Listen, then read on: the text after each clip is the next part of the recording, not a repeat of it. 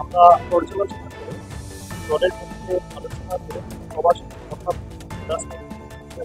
সবার সাজেশন পরবর্তীকালে আমরা করি যেখানে যা চেঞ্জ করছে দলের আমাদের করা হয়েছে রয়েছে এবং কোথায় পারফরমেন্সের বেসিসে বিগত ভাবে তারা কাজ করেছে। অনেক জায়গায় অনেকে হয়ে গেছে, তাদেরকে জেলা স্তর থেকে সরিয়ে করছে রাজ্যে নিয়ে আসা হয়েছে। তারা রাজ্য স্তরে কেউ সাধারণ সম্পাদক হয়েছে, কেউ সহসভাপতি হয়েছে, কেউ সম্পাদক হয়েছে। যারা জেলা স্তরে কাজ করেছে তারা রাজ্য স্তরে কাজ করবে এবং সবার রোল অনেক জায়গায় চেঞ্জ হয়েছে।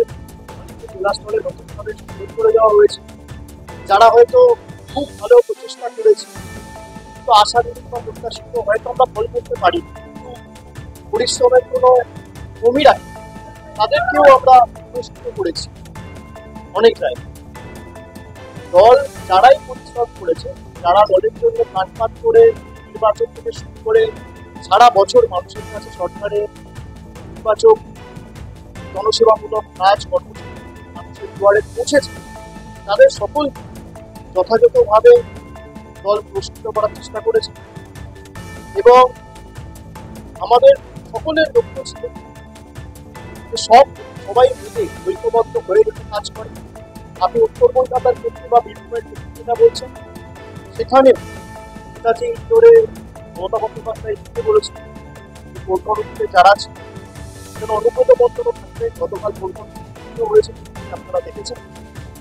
এবং উত্তর কলকাতার ক্ষেত্রে সুনীল বন্দ্যোপাধ্যায় চেয়ারম্যান রয়েছে, সেখানে 7 জন এমএলএ, তার সাথে অ্যাডিশনাল 2 জন ট্রেড ইউনিয়নের স্বপন সমাদ্দার এবং জীবন শাহ, তাদের 2 জনকে সংযুক্ত করা হয়েছে এবং 9 জনের একটা কোর কমিটি করা হয়েছে। 9 জনের কোর কমিটি করে সুনীল বন্দ্যোপাধ্যায়কে চেয়ারম্যানের দায়িত্বে রাখা হয়েছে। তারা সবাই মিলে যৌথভাবে কথা বলে প্রত্যেকটা এমএলএ থাকে, তাহলে সবাই করে কাজ করবে। কার ক্ষমতা খর্ব হলো, তাকে বেশি পুরস্কৃত করা হলো, এটা কিভাবে দেখা 48 ঘন্টা হয়নি। আসলে আপনাদের এক্সপেকটেশনটা তৃণমূলের কাছ থেকে এত হাই হয়ে গেছে যে একটা কমিটি ফিক্স করার পর আপনারা চান 24 ঘন্টার মধ্যে একটা বইটা পান। এবার কেউ কোন প্রান্তে রয়েছে, কেউ রয়েছে কলকাতায়, কেউ রয়েছে কোনো জেলায়, কেউ গেছে কোনো তীর্থস্থান ভ্রমণে, সবাইকে তো 1000 তলায় আসতে 2 দিন টাইম লাগে। তো নিশ্চিতভাবে বীরভূমে যেমন গতকাল হয়েছে, অপেক্ষা করুন, নিশ্চিতভাবে উত্তর কলকাতাতেও হবে।